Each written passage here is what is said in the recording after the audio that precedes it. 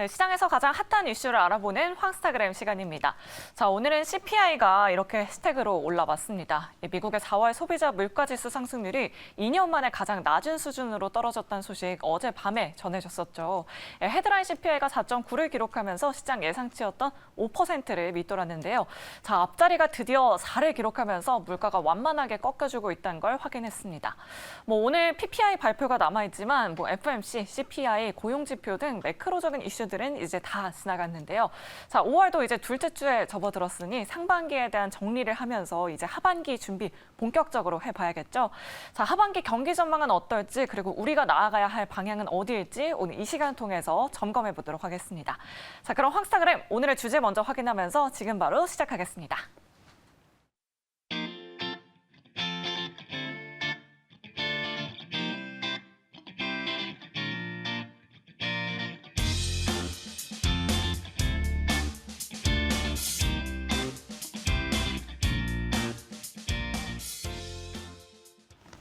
네, 황스타그램 시간입니다. 지난달 중순 이후에 증시 고전했죠. 네, 저도 좀 힘들게 투자를 했던 기억이 있는데 증권가에서는 하반기 코스피가 최고 2,700에서 2,800선이 제시가 되는 등 좀 장밋빛 모습을 좀 그려주고 있는 듯 보여집니다. 자, 미국 물가가 안정세를 보이고 또 금리 인상이 이제 중단되는 그런 기대를 키우고 있는 가운데 증권가 예상대로 하반기 코스피의 계단식 상승이 과연 가능할지 관심이 좀 쏠리는데요. 저희가 발빠르게 하반기 전망 보고서를 낸 현대차증권의 리서치센터 이재선 연구위원 모셔보고 이야기 나눠보도록 하겠습니다. 안녕하세요. 네, 안녕하세요. 반갑습니다.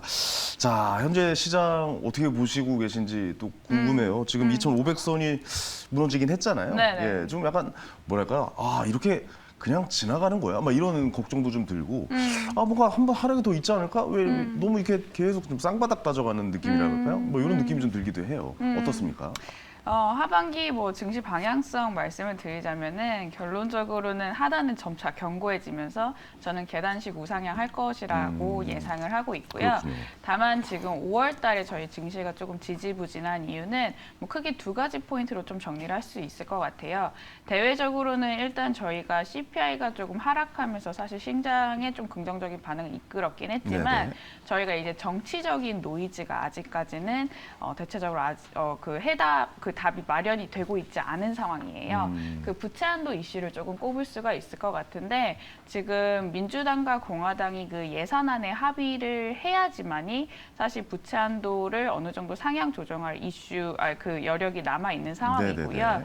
근데 아직까지는 서로 양당이 이 합의안에 대해서 약간 그 절충점을 마련을 하지 못한 상황이라서 근데 결국 이렇게 가다가 마지막 날 하잖아요. 보통 이런 식으로. 보통 하긴 하죠. 근데 예. 그 전에는 이제 증시는 불확실성을 반영을 해서 그렇긴 사실 하죠. 변동성이 높은 장세를 연출을 하게 되고요. 네네. 저희가 미국의 1년물 CDS 프리미엄을 보시면 알 수 있을 텐데 지금 거의 역사상 최고치까지 올라왔습니다. 그러니까 아직까지는 사실 저희가 미국 정부의 셧다운 가능성을 조금 낮게는 보고 있지만 그렇죠. 시장 같은 경우는 이미 그 상황을 반영을 하기 때문에 약간 이 부분에 대해서 좀 변동성이 많이 확대가 되고 있다라고 보시면 될 것 같고요.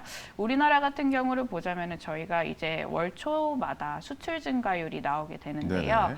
3월 달 대비해서 4월 달 수출 증가율이 조금 안 좋게 나왔습니다. 안 좋았죠. 예. 예, 이게 사실 이제 코스피와 상관계수가 가장 높은데 3월 달 대비해서 4월 달이 조금 안 좋게 나오면서 어떻게 보자면 상단을 조금 막는 흐름을 좀 보여주지 않았나 싶긴 하고요.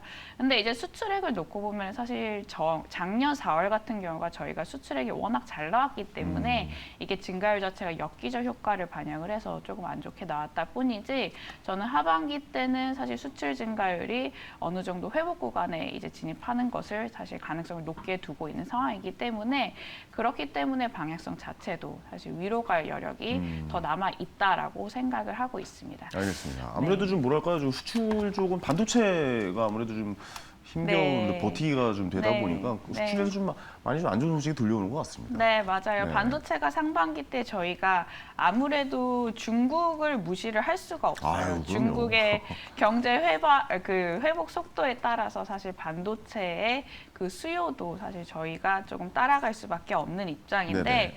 그래서 사실 이제 1분기 때, 2분기 때 놓고 보자면요. 지금까지도요.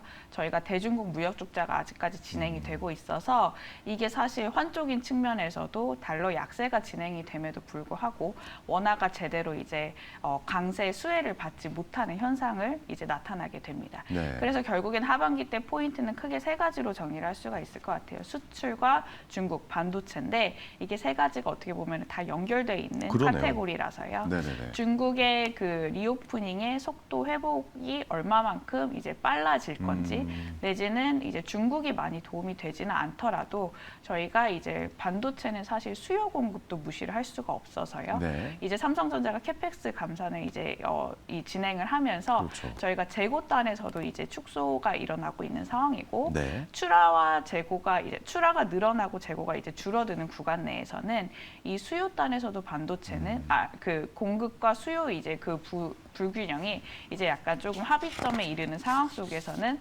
반도체 업황도 좋아질 가능성이 높기 때문에 하반기 때는 저희는 이제 메인 토픽으로는 반도체를 조금 꼽고 있는 상황입니다. 그렇죠. 반도체가 이렇게 계속 안 좋을 수는 없겠죠. 결국 네. 반도체도 다시 올라오겠다라는 생각도 저도 좀 하고 있거든요. 네, 예. 그렇죠. 반도체 같은 경우를 보자면은 작년부터 이익 하향 조정이 워낙 또 선제적으로 이제 진행된 업종 중에 하나였고요. 네.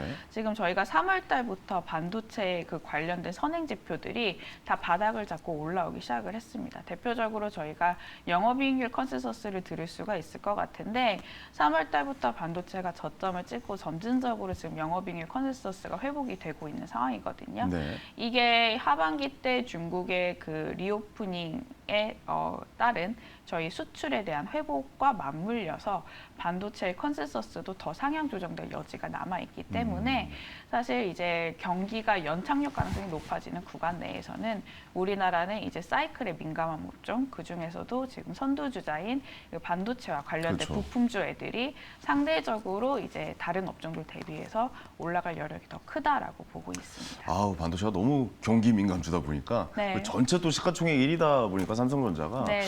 좀 불안불안해 하시는 분들이 좀 네. 주변에 많으신 것 같아요. 네. 삼성전자 예전에 한 9만 8천 원, 6천 원 뭐 이때까지 가는 걸 기억나거든요. 뭐 그쵸. 10만 전자 가자 막 이렇게 하셨던 네. 분도 계신데 네, 삼성전자도 어떻게 보면 하반기에는 그 정도 가격을 좀 노려볼 만하다라고 생각하고 계십니까? 어떻게 보십니까? 저는 가능할 것 같고요. 그래요? 네, 좀 긍정적으로 보고 있는 네네. 상황이에요. 네.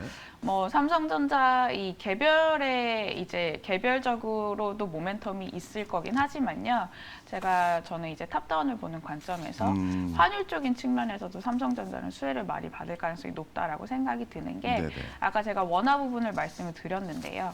이게 수출 업황이 회복되는 국면에서는 워낙 강세가 전개될 가능성이 그렇죠. 사실 조금 높을 것 같고요. 네네. 이에 따라서 환차익 측면에서 보자면 외국인들의 패시브 자금이 우리나라는 들어올 가능성이 높습니다. 그렇게 된다라고 했을 때 대형주 애들이 사실 중소형주 대비해서 수혜를 많이 입게 되고 아무래도 시가총액 비중이 가장 큰 삼성전자가 대표적으로 외국인 수급이 만약에 코스피에 순매수 기조를 계속 보인다고 했을 때는 가장 많은 수혜를 입기 때문에 이 삼성전자도 이제 하반기 때는 상대적으로 올라갈 수 있는 여력이 크지 않을까라고 생각이 들고 있고요. 알겠습니다. 네. 네. 올 하반기를 넘어서 내년 상반기까지도 좀 예상을 좀 하신 것 같아요. 네, 보고서를 네. 보니까요. 네. 내년 상반기는 어떻게 보고 계십니까? 일단 1분기까지는 나쁘지는 않을 것 같아요. 네네네. 저희가 역발상적인 관점에서 보자면은 경기가 둔화되는데 증시가 올라갈 수 있는 게 조금 애매하지 않을까라고 좀 부정적으로 보시는 분들도 많은데요. 네네. 제가 이제 늘상 드리는 얘기가 이제 그 주식시장과 채권시장은 저는 가장 이제 똑똑한 시장 중에 하나다라고 생각이 그렇죠. 들어서 네네. 선행성을 많이 띠게 됩니다. 그러니까 이미 저희는 이제 주식시장이 그 경기 둔화 가능성을 작년 하반기 때부터 반영을 해서 조정폭이 좀 확대가 됐던 구간을 거쳤고요. 네. 이제 2024년 1분기에 들어서는 그래서 이제 미국 연준과 이제 정부들이 뭘 할 수 있을 건데 경기가 둔화됨에 따라서 이제 부양 정책을 쓸 여력이 이제 점차 커지는 구간이 해당 구간이 구간이라고 보시면 될 것 같아요. 네네. 그래서 2024년 1분기까지는 증시가 상단을 좀 더 올려 잡을 수 있는 그런 이 그림이 그려질 가능성이 높다라고 생각이 들고 있고요. 좋게 보시는군요. 네, 굉장히. 좋게 보고 있는 상황입니다. 알겠습니다. 네. 그러면 우리 시장에서 또 체크 포인트들이 있잖아요. 하나하나 좀 잡아가면서 좀 이야기를 좀 해볼게요. 네. 우선 펀더멘탈 수급 뭐 어떻게 좀 보고 계신지도 좀 궁금해요. 좀 디테일하게 들어가 보죠. 네네. 일단 이제 수출 증가율을 제가 이제 중요시하다라고 조금 네네네. 말씀을 드렸는데 저희가 이제 수출이 마이너스에서 플러스 구간으로 회복될 때 외국인의 수급 강도가 가장 좋았습니다. 2000년도 이후에도 보시면요. 0%에서 마이너스 20%에서 0%로 진입하는 회복 구간 내에서 아무래도 경기 회복 기대감을 반영을 해서 외국인들이 우리나라를 가장 긍정적으로 봤다라고 보시면 될 것 같고 네네. 이 사이클이 사실 올해 하반기 때 펼쳐질 가능성이 높기 때문에요. 아, 그렇군요. 네, 아무리 저희가 이제 그 워스트 시나리오를 가정을 해도 수출 증가율은 이제 뭐 기저 효과를 반영해서 점진적으로 우상향하는 그림을 그려줄 거기 때문에 하반기 때는 점진적으로 이제 그 코스피도 이 방향성을 따라갈 가능성이 높다라고 보시면 될 것 같고요. 이 체크 포인트 중에 하나가 그렇다면 연준의 금리 인상 사이클이 마무리가 된 이후에도 증시가 괜찮을 거냐라는 네네. 부분일 것 같아요. 저는 이제 아무래도 마무리되면 괜찮지 않을까요? 제 생각은. 대체적으로 예. 또 그렇게 낙관적으로 또 보시는 그쵸, 분들도 그쵸. 계신데 금리랑 주식이랑은 너무 큰 연관성이 있잖아요. 맞죠. 네네네. 근데 이제 금리가 동결이 되고 인하를 해야지만 주식시장이 또 긍정적이지 그렇긴 않을까라고 또 보시는 분들도 많거든요. 근데 사실 지금 같은 국면에서는 그거는 조금 아닐 것 같다라는 게 제 생각이고요. 왜냐라고 봤을 때 저희가 지금 CPI가 물가 지표가 점점 떨어지는 국면은 맞기는 해요. 네. 근데 이제 연준이 눈여겨보는 지표 중에 하나가 코어 CPI라고 이제 그 주거비라든지 끈적한 가격들을 모아놓은 지표가 있는데 그 지표의 그 수치는 사실 아직까지 헤드라인과 기준금리 대비해서는 여전히 높은 수준이에요. 별로 좋지 않죠. 예, 예. 이번 주도 한 5.5%를 기록을 했는데 지금 이 코어 CPI가 잡히지 않은 채 연준이 금리 인하를 해버리게 된다라고 했을 때는 주식시장에 오히려 부정적일 가능성이 높고요. 그리고 저희가 양적 긴축도 동시에 진행이 되고 있는데 유동성을 이제 빨아들이는 구간에서 금리 인하를 해버리게 된다라고 했을 때 정책 방향성이 엇갈리게 됩니다. 그러면은 저희가 최근에 영국 사태에서도 볼 수 있듯이 정책 방향성이 엇갈리면은 주식시장은 한 번 더 조정을 받을 가능성이 높거든요. 그래서 사실 뭐 파월 의장도 FMC 회의에서 계속해서 아직까지 금리 인하할 가능성이 없다. 이제 워딩 자체로 좀 긴축 효과를 주는 거예요. 그분은 뭐 그냥 생중계하는 분이라 저는 이번에 얘기하는 것도 무슨 말을 하고 있는 거지? 저는 이런 생각이 좀 들 정도로 네. 좀 의아했거든요. 네네. 좀 올리겠다는 거예요, 내리겠다는 거죠. 이해가 안 가는데 막 네. 이런 네. 상황이었어요, 저는 네. 개인적으로. 네네. 예, 그래서 좀 약간 좀 그냥 지금 있는 상황을 그냥 워워워 진정시켜주는 역할이구나라고밖에 저는 이제 생각을 안 해서 예, 약간 계속 좀 의심의 눈초리로 저는 바라보고 있습니다. 네. 항상 그 회의가 끝나기 전까지 네, 그 네. FOMC 회의 내용을 가지고 얘기하면 네. 항상 의심의 눈초리로 좀 바라보고 그쵸. 있다. 그렇게 말씀드릴 수 있을 것 같아요. 네, 연준도 어쩔 수 없는 게 사실 어쩔 수 없죠, 연준도 사실. 데이터 네. 디펜던트를 늘 이제 강조하는 이제 주체로서 네. 데이터를 보고 사실 이제 의견을 내놓을 맞아요. 수밖에 없는 예. 상황이기 때문에요. 뭐 사람인지라 이제 파월 의장도 어쩔 수 없이 또 그렇게 얘기를 하는 것 같고요. 네. 그래서 금리 동결이 한동안 이제 지속이 되는 가운데서 그럼 증시가 상대적으로 더 오를 여력이 있을 거냐라고 봤을 때 저희가 이제 물가가 대체적으로 잡히는 시점이 본격적으로 6월부터는 가능성이 높아지게는 돼요. 그렇죠. 그래서 저는 이제 5월달, 6월달에 증시가 조금 한 차례 쉬어가는 구간이 있더라도 이때 뭐 팔고 주식시장을 떠나라 이런 것보다는요. 오히려 지금 보유하고 있는 종목을 이제 뭐 가지고 있는 전략이라든지 내지는 현금을 보유하고 있는 입장에서는 이제 좋은 업종들을 골라서 이제 하반기를 노려볼 만한 타이밍이 있지 않을까라고 네. 생각이 들고 있고요. 물가가 잡히면은 경기 침체의 이 초입 구간으로 이제 거의 뭐 다 들어왔다 뭐 이런 이야기들도 있잖아요. 근데 경기 침체가 된다면 또 네. 주식에는 선반영이 돼 있는 겁니까? 이미 어떻게 지금 채권 시장 같은 경우를 보자면은 역전폭으로 저희가 경기 침체 가능성을 이제 프라이싱을 하거든요. 근데 그래요? 10년물, 2년물 역전폭은 저희가 이번 연도 1월 달에 이미 저점을 찍었고 이 역전폭이 축소가 되는 구간이고요. 아마 경기 침체 가능성은 시장은 거의 한 12월께에 들어서는 경기 침체가 발생할 거다라고 이미 가정을 해놓은 상황입니다. 블룸버그에서는 100%라고 얘기를 하더라고요. 아, 경기 침체 그거- 확률 100%막 이렇게 기사에 나기도 했었어요. 그렇죠. 그거는 예. 이제 전문가별로 약간 의견이 조금 상이한데 다르긴 하죠. 이제 예. 대표적으로 저희는 이제 채권 시장 스프레드를 보는데요. 아마 12월 달로 가서는 경기 침체 가능성을 기정사실화하는 부분이 없지 않은 있을 것 같아요. 근데 네네. 이제 문제는 그건 것 같아요.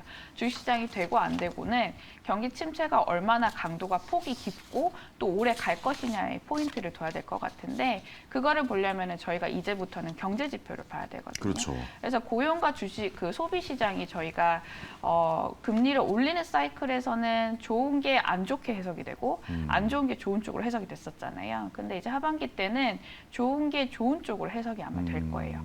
이게 물가 지표가 이제 떨어지는 구간 내에서 고용과 소비가 얼마나 버텨주냐에 따라서 주식시장 수익률이 과거에도 굉장히 많이 달랐거든요. 근데 다행히 이제 저희가 이번 사이클에서는 고용과 소비가 아직까지 이 금리 인상폭을 견딜 수 있을 만한 지표들로 계속해서 결과가 나오고 있는 상황이라서 그래서 저는 경기 연착륙을 바라보고 있는 상황이고 주식시장도 그렇게 된다라고 했을 때는 이제는 뭐 유동성이라든지 밸류에이션 이런 부분에 기대기보다는 펀디멘탈에 집중할 수 있는 부분이 하반기 때는 이제 연출될 가능성이 높다라고 네. 생각은 하고 있습니다. 아, 진짜 한국 주식시장이 말씀하신 대로 좀 흘러갔으면 좋겠다는 생각이 강하게 드네요. 네네. 마지막으로 코스피 밸류에이션 전망 한번 좀 부탁드릴게요. 코스피가 좀 약간 평가 절하당하고 있잖아요. 항상 코리아 디스카운트다부터 시작해가지고 항상 네. 뭐 전쟁 이슈들, 국제 정세들 네. 뭐 이런 거 계속 엮이다 보니까 또 이번에 또 주가 조작과 연락돼가지고 한국 주식에 대한 약간 반감을 갖는 분들도 계시고 있어요. 그래서 막 미국 주식으로 넘어가고 이런 분들 계신데 네. 전체적인 밸류에이션 한번 좀